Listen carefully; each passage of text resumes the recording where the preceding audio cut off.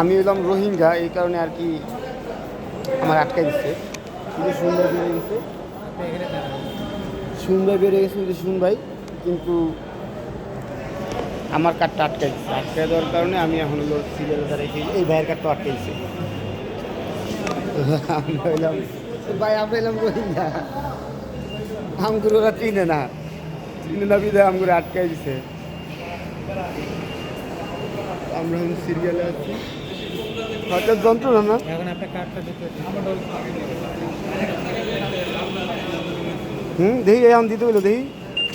ও মাই god, এবার খুলছে। শুন ভাই, আটকায় না কিন্তু আমার আটকায় যুগে, তুই রোহিঙ্গাতে যাইতে পারবি না।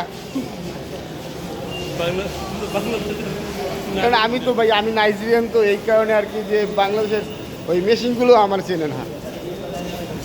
দেখ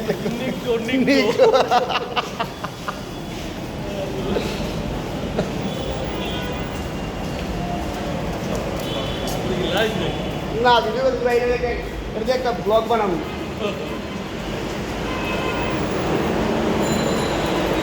শুধু কোম্পানির টাকা বাঁচানোর জন্য আমরা মেট্রো রেলে যাতায়াত করি।